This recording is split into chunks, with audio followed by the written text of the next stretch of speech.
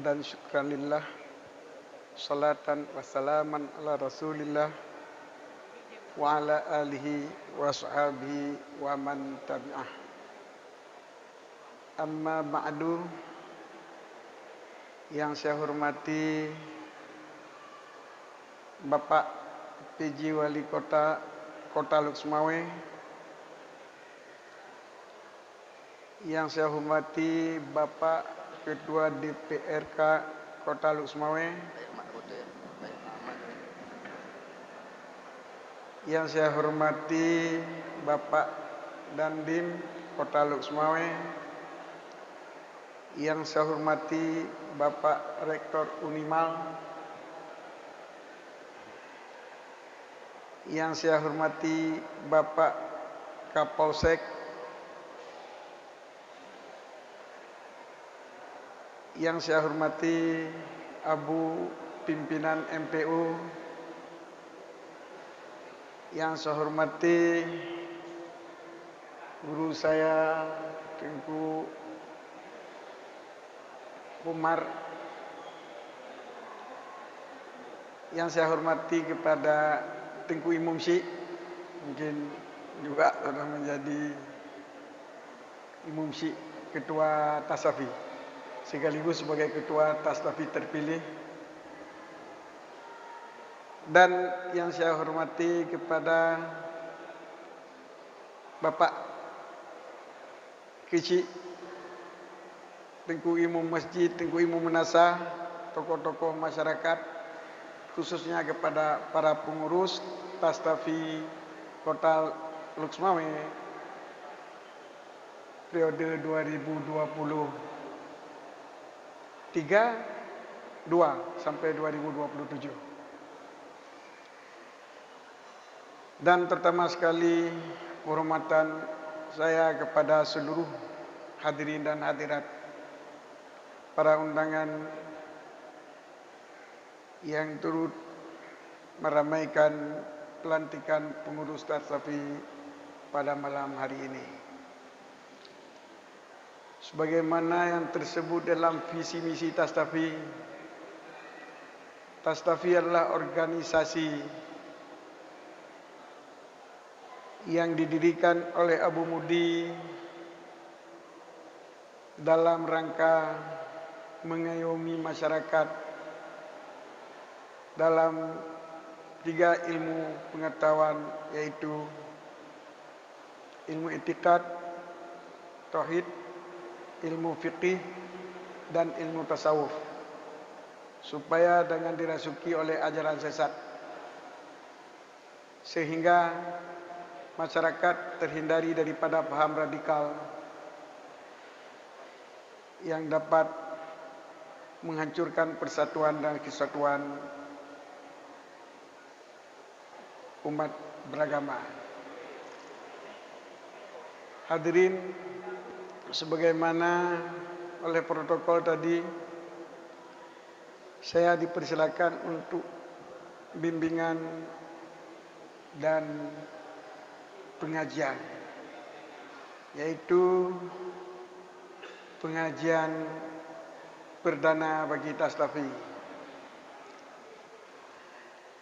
Dalam hal tersebut, maka kami sangat mengharap kepada para pengurus Tasawuf yang terpilih untuk melanjutkan perjuangan Tasawuf dengan lebih bertambah di dalam perjuangan dan di dalam mengadakan pengajian-pengajian, bahkan mubahasah-mubahasah untuk terpeliharanya 3 ilmu tersebut daripada ajaran sesat atau ajaran bid'ah. Ini yang sangat penting, karena oleh Abu telah mengharapkan kepada seluruh anggota Tasawuf baik pusat kabupaten, kota, dan kecamatan supaya melaksanakan pengajian sampai ke desa-desa, ke pelosok, bahkan ke daerah-daerah yang terpencil. Tidak diutamakan pengajian hanya di kota-kota atau di tempat-tempat yang ramai.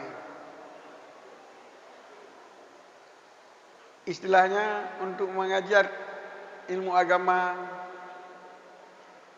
kita harus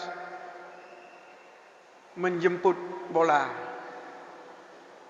Jangan menunggu lagi di dayah-dayah ataupun di balai-balai pengajian, di mana di tempat-tempat yang belum ada pengajian, supaya kita isi pengajian-pengajian yang sesuai menurut kebutuhan daerah masing-masing. Hadirin, untuk menyingkatkan waktu, maka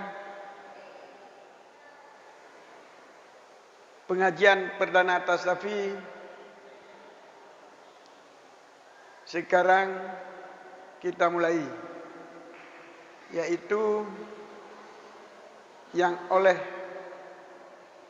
panitia dan ketua tasawuf meminta saya supaya menjelaskan hanya sedikit tentang masalah puasa, karena mungkin ini sudah mendekati hanya 2 bulan lagi, ya, tidak sampai 2 bulan lagi, 1 bulan 26 hari lagi. Mungkin kita memasuki bulan Ramadan ataupun bulan puasa. Maka oleh panitia dan khususnya oleh ketua tasawuf meminta saya dalam pengajian perdana ini menjelaskan tentang masalah berpuasa, yang kemudian sekitar 15 menit. Yang kemudian setelah itu adalah tanya jawab mengenai dengan tasawuf ataupun mengenai dengan ilmu agama lainnya, termasuk ilmu tasawuf, tauhid, dan fikih. Hadirin, pengajian pada malam ini adalah tidak membaca kitab. Ini adalah sesuatu yang tidak terbiasa dengan saya. Leung hana biasa teman-teman, cuma buat hana baca kitab. Aku hana pun, hana 4 pun. Ini baca kitab, kamu pun menulis pun. Tapi karena suasana hana mungkin nyubah kitab, sebabnya ada hal pelantikan, nyubah bibit lain mungkin bibit kitab, orangnya hana bibit kitab. Jadi pucit berlam awal-awal, berlam udara. Masalah berpuasa adalah kita kewajiban berpuasa bila telah memasuki bulan Ramadan.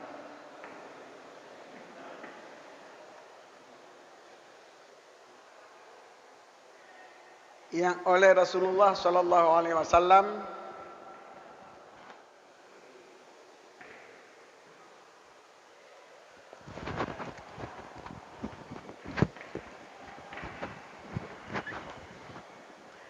mewajibkan berpuasa dengan kata-kata sumu li ru'yati wa aftiru li ru'yati fa in umma alaikum fastaqbilu sya'bana salasina yauman. Ini sering kita dengar di ceramah-ceramah yang mendekati bulan Ramadan, bahkan di pengajian-pengajian tentang bulan Ramadan. Dalam hadis tersebut timbullah beberapa pendapat tentang masalah permulaan bulan Ramadan.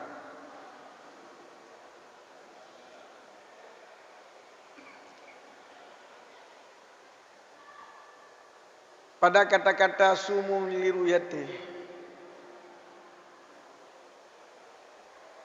wa aftiru liruyati fa in umma alaikum fastakmilu syabana salasina yauman. Diartikan berpuasalah oleh kamu dengan melihatnya bulan. Berpuasalah kamu dengan melihat bulan. Maksud dengan bulan hilal, itu bulan sabit. Dan berbukalah kamu dengan melihatnya bulan sabit. Jika tertutup bulan sabit di atas kamu, maka sempurnakan Sya'ban 30 hari.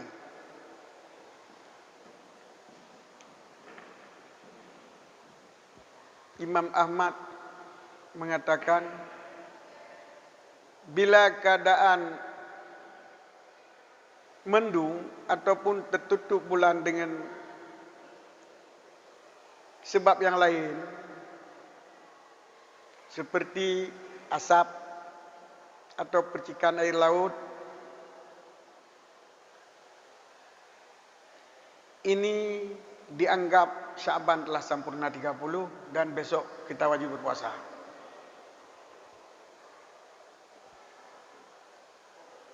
Dalam arti mium malam 20 Sya'ban kariduk tengah wajib puasa aju. Hana prehli kalian muliun. Hana prehli sempurna 20. Sebab fastakmilu Sya'bata maksudnya dianggap Sya'ban telah sempurna 30. Jadi kita telah wajib berpuasa besok. Tapi dalam mazhab Syafi'i berpendapat lain. Pendapat mazhab Syafi'i yang kita ikuti jino, maksud dengan fastakmilu Sya'bata adalah disuruh kita untuk menyempurnakan bulan Sya'ban 30 hari. Jadi besok jangan berpuasa dulu. Supaya bulan Sya'ban maktu leplo. Jadi bila malam leplo, reduk atau tutup bulan, nyo singa hanjut puasa ye.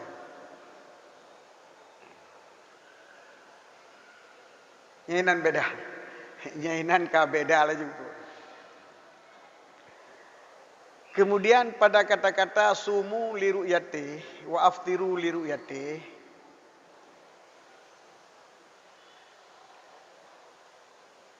berpuasalah kamu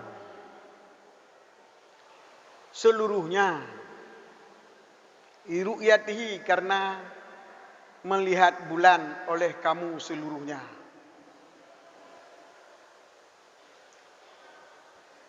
Jadi bila dah kalian bulan mendung-mendung, baru wajib puasa mendung-mendung. Ubina lando nyanyo kalian bulan, baru wajib puasa mendung-mendung. Yang dia sumu kullu wahid. Puasa olehmu oleh tiap-tiap orang. Kamu dengan melihat tiap-tiap orang kamu akan bulan. Jadi tahu anak kalian bulan, anak wajib puasa. Nyoru buta anak wajib puasa. Tapi pemahaman yang lainnya hana ulama yang berpendapat.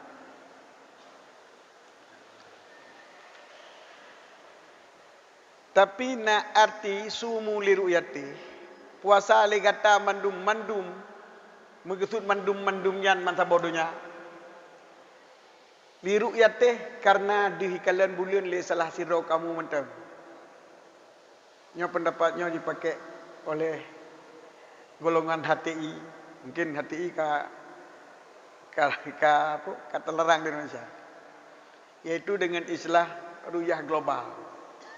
Jadi satu tempat terlihat bulan, satu dunia wajib berpuasa. Kalian bulan di diri mereka, yang terhurian wajib puasa. Yang makna dari hadisnya nanti. Puasa li kata mendung-mendung karena di kalian bulan li siro kata. Tetapi ada juga pengertian sumu kamu itu bukan seluruhnya, tapi fi kulli baladin, di tiap-tiap negeri, di tiap-tiap negara. Biru yateh dengan di bulan dalam negaranya. Nyawa saya kana tidak orang kalian bulan kai saksi pada pimpinan dalam halnya adalah kadi ataupun menyebutnya menteri agama. nyo mansaboh nanggro wajib berpuasa. Nyo pendapatnya adalah ngamalkan oleh sebagian ulama Ahlussunnah yang di Indonesia. Sehingga bila 2 bulan di Irian di Aceh ka wajib. 2 bulan di Aceh di Irian ka wajib. Tetapi ada makna sumu berpuasa oleh kamu dalam satu daerah, satu matla. Dengan nampak bulan dalam matla itu. Nyo pun bila 2 bulan di lain matla, walaupun dalam tabah negara, udahnya hana wajib berpuasa alam. Walau becah ke dia. Kaki di Indonesia naik puasa, naik hana puasa, tapi hana tabah matla. Nyo pun nagamalkan oleh sebahagian ulama kita yang.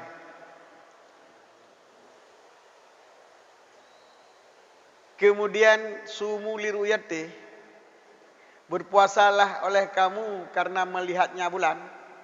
Artinya mengetahui adanya bulan.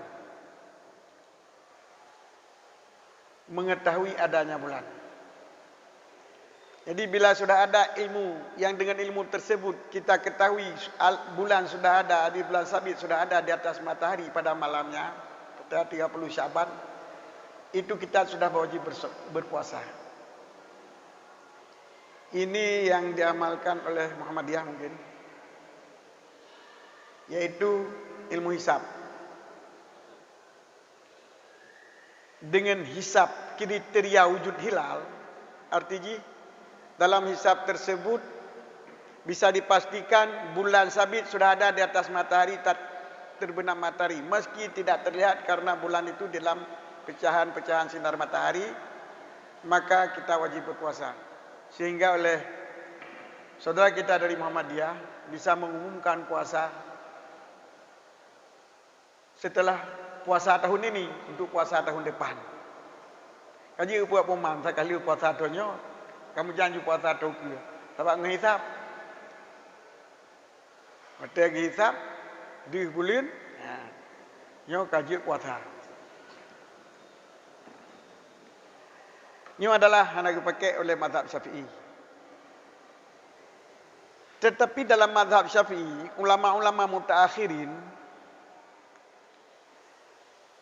dari pensyarah kitab mulai dari Muhammad Ramli, Syahabud Ramli,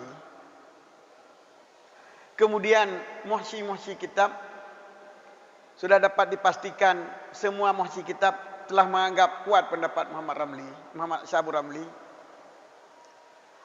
Sumu liruyateh, artinya berpuasalah kamu karena mengetahui bulan sudah ada di tempat yang mungkin terlihat. Liruyateh, melihat bulan, bukan melihat dengan fi'li, dengan betul-betul melihat, tetapi mengetahui bulan sudah ada pada tempat yang mungkin terlihat.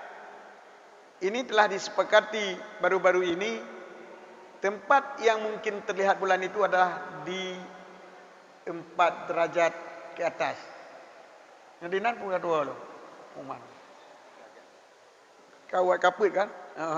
Belum.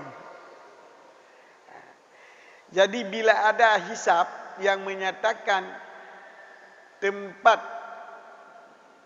bulan sudah ada pada tempat pada 4 derajat ke atas, itu sudah wajib berpuasa bagi orang yang menghisab dan bagi orang yang mempercayai orang hisab tersebut, tidak untuk seluruh. Jadi pemerintah tidak bisa mengumumkan dengan hisab, hanya umum dengan hisab. Sebab dan dengan hisab lebih rendah daripada dan dengan jikalan bulan Lailatul. Jadi yang bisa diumumkan oleh pemerintah dengan dilihat bulan oleh orang yang adil kemudian bersumpah, maka bisa ditetapkan oleh pemerintah besok 1 Ramadan. Tapi kalau dengan hisab tidak boleh.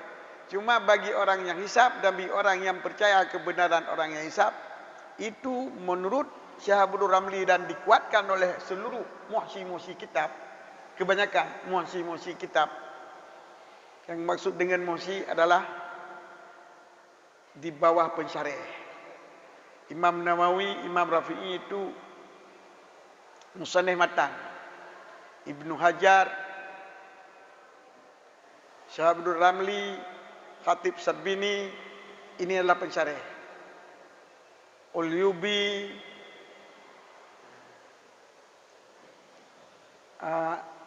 Ibnu Qasim Ammadi, ya, Syarwani, Shibran Malasi, itu adalah muhsi. Mereka setelah mempelajari ibarat-ibarat matan, kemudian menggabung dengan ibarat-ibarat pensyarih, maka condong muhsi kepada kuat pendapat Muhammad Ramli, Syahabudul Ramli, yang menyatakan wajib berpuasa bagi orang yang hisab dan bagi orang yang mempercayai orang hisab. Namun Rafi'i, Nawawi, Ibnu Hajar Al-Haytami, Khatib Syarbini ini tidak mewajibkan, cuma ada yang membolehkan. Dan yang membolehkan pun ada juga yang dapat gugur fardu, dan ada yang mengatakan tidak gugur fardu. Dalam arti bila benar-benar sudah masuk bulan Ramadan, orang yang berpuasa dengan hisab tadi harus mengqada juga. Bila ada saksi tadi malam sudah terjadi ru'yah, kadi bulan, karena orang kalau bulan kata betul kadi bulan. Nya orang yang puasa dengan hisab buno peh kada cilok tabal lagi orang yang puasa. Nah pendapat lagi nya. Tapi nah pendapat yang jid dan umada apa puasa ali. Maka dalam halnya oleh kitanya menurut tuan, menurut gula mungkin ilmu lantarannya kaget berkuat oleh kalangan pengarang hasyiah, kita bisa mengamalkan. Dalam arti bila kana orang hisab dan lamati kita nyo, tak lamati patih lagi kita pegang-pegang honta belum patih orang je. Lamati kita nyo berat keyakinan yang bahwa hisab tersebut benar, nyo adalah tak puasa lagi. Untuk ihtiyat bila nak urang pegah beklam memang kadih bulan, tak kada dalam. Ini dalam arti kan hanji puasa.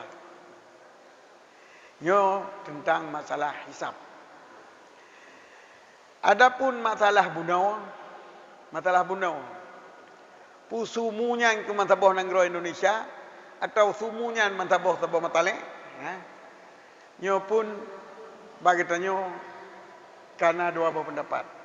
Nah ulama yang sumunya sabah balat walau istilah matale, sebab watakun dalam kitab bila terlihat bulan pada satu balat oleh seorang dan kemudian diisbatkan oleh qadi dengan kesaksian orang tersebut, ini sudah wajib berpuasa satu balat. Jadi menyo satu balatnya hanya kalau 5 tale. Kemudian dalam kitab kepegalam, sekiranya di bahasa balat, nyo wajib berpuasa bagi balat yang mendekatinya, hanya wajib bagi yang jauh. Pemana balat yang mendekati yaitu balat yang satu matalik. Jadi menyatakan ibarat kitab, nyo gekalan matalaknya adalah bak nanggro yang lain-lain. Menyo saboh nanggro hanya kalan matalak. Tetapi adalah ulama yang berpendapat bak saboh nanggro pun harus matlak. Tapi dalam bak berpuasanya, nasidra ulama yang juga termasuk ulama yang semasa dengan pengarang matan atau ke belakangnya, yaitu Subki. Subki dalam ibarat kitab,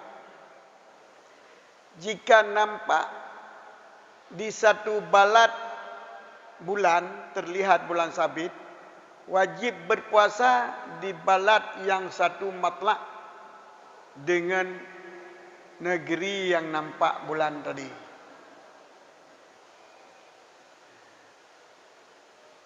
Beliau mengistimbatkan perkataan tersebut.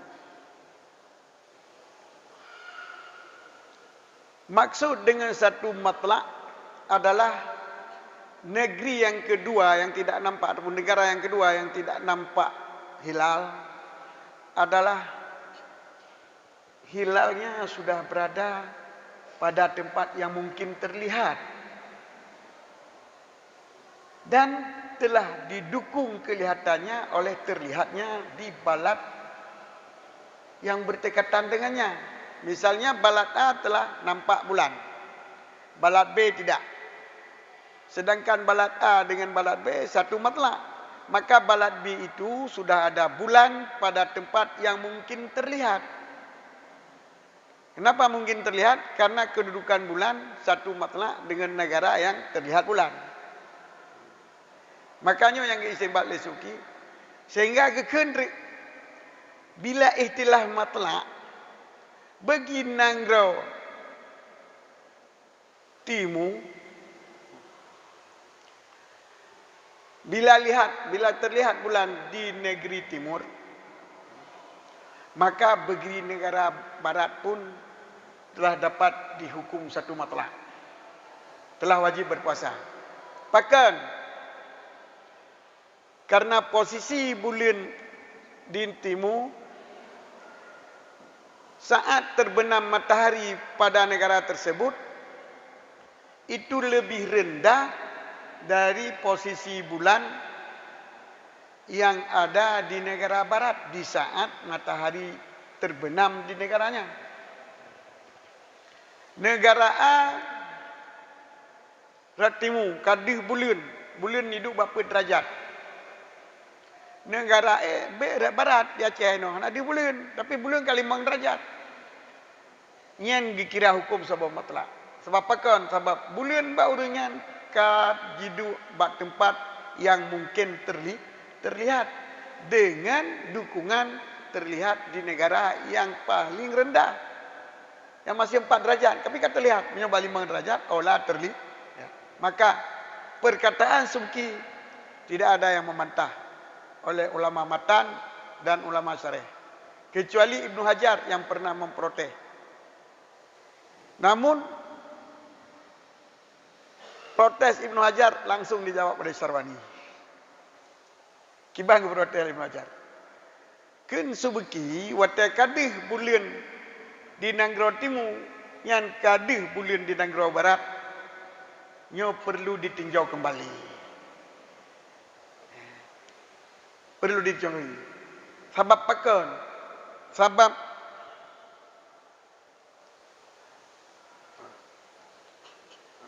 ketuk protes. Subki yang kedua. Bila diizinkan kita masuki sesi tanya jawab. Bapak betul boleh? Kenapa itu?